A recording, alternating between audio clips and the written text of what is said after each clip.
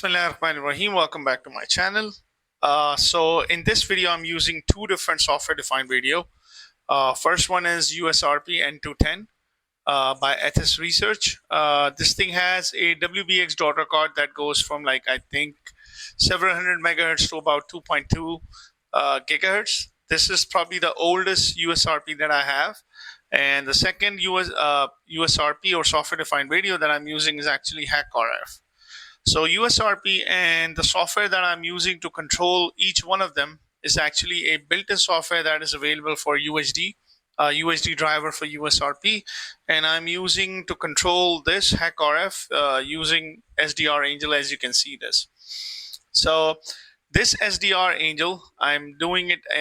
I'm using this as a receiver. So I'm going to receive signal from receive a signal from HackRF, while the signal is going to transmit from USRP N210. As you all can see this, let me move this a little bit like this. Generally, people ask me to show the equipment, I decided to do that. It's actually hard for me to actually manage the equipment plus the laptop screen and things like that, but I will start doing that. So USRP N210 as a transmitter, this guy as a receiver. So I'm going to move this further because due to the power cabling issue, that's why I'm having this problem, but you got the gist what I'm trying to do. So even though if I move this over here, having this as an obstacle, we're going to try to transmit a signal from here, and we're going to try to receive it on HackRF. Even though I can do it with a distance, but I'm controlling both of these devices using a same laptop. USRP, as you can see, it usually get connected through Ethernet cable, as you all can see this here, and this is just through USB, which is actually connected to my laptop. You can see this is all fired up, ready to receive. So go to SDRangel and then select this as a receiving device. Under devices, you will see your HackRF. Select this HackRF as a receiver and click OK. Leave everything as is. I want to show you something. So I'm going to change this. So I'm going to run this. Let's see if I'm seeing anything. I'm going to increase my VGA, variable gain amplifier, to see if there is anything, and low noise amplifier. You can increase your sample rate because USRP HackRF supports about 20 mega samples. So I can go up to 10. I'm going to change this frequency to something that nothing is being broadcast, or at least my HackRF is not receiving anything. So somewhere around 635, 735. Let's go 775. I can see that there's some mobile activity. 800 as GSM 800. Let me go back a little bit. 535 sounds good to me. Now, this is what is being received by my HackRF at the moment. There could be a lot of... So this is what a spectrum looks like. Now, in order for me to control my USD device, which is my USRP, if you have connected it properly, simply go type in USD. Let me clear this. I was actually testing it before. So simply type in USD tab. There is a tool called USD signal generator underscore GUI.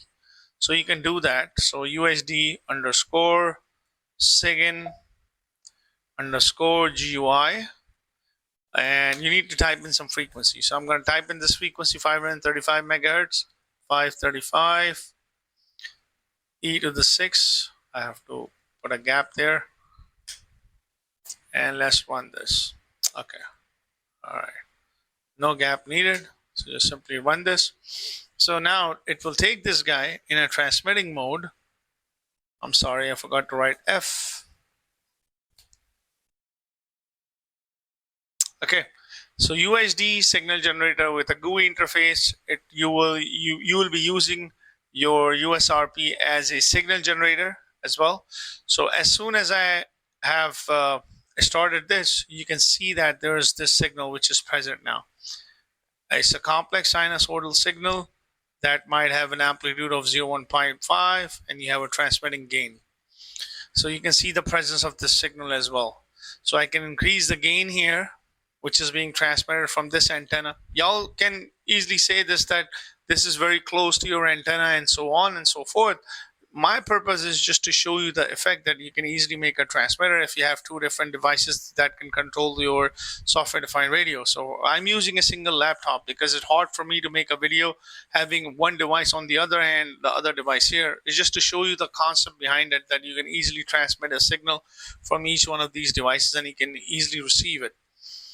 All right, now you can also do a jamming signal as well. So for example, now if you can move up here, this signal generator has a noise source. So let me just simply move this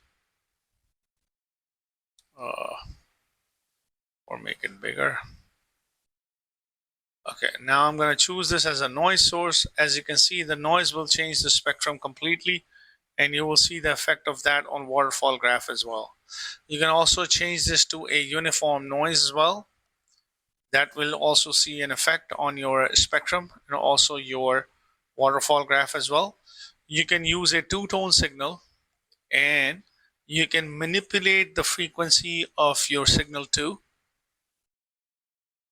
That can easily provide a signal effect like this. You can change the spectrum. So the idea is, if you want to use this as a jammer, you can easily do that with the USD signal generator. You don't need to. If you just want to create a noise source, you can use a two-tone frequency, or you can also use a sweep function to actually generate the signal that actually you will see a lot of spikes like these.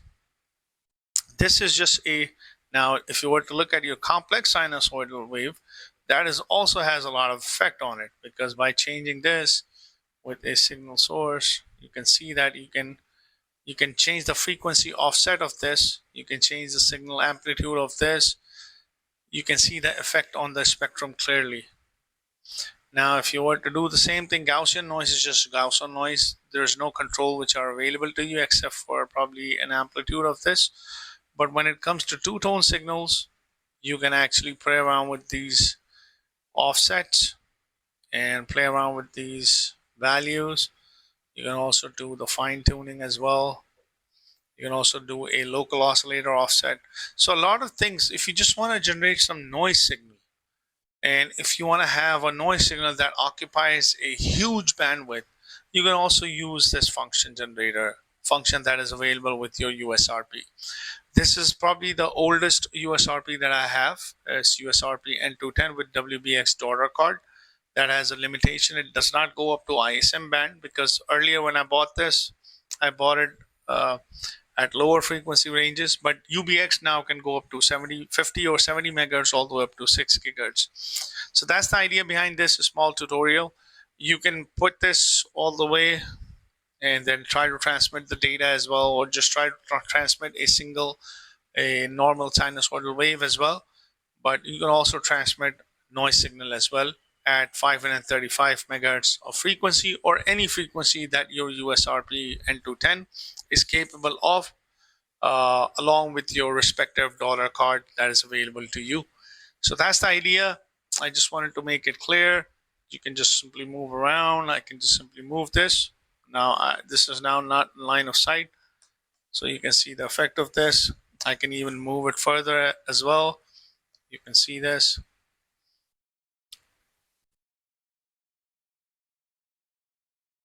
You can also see the sweep function as well, and so on and so forth. So I hope you'll find this small tutorial to be helpful, how you can use a USRP as a signal generator, and how you can transmit your data as well. Transmit actually a complex sinusoidal signal just to check and see if your system is working, if it's receiving or not. I hope you find this video helpful. If you have any questions, just leave it in the comment section. And thank you very much.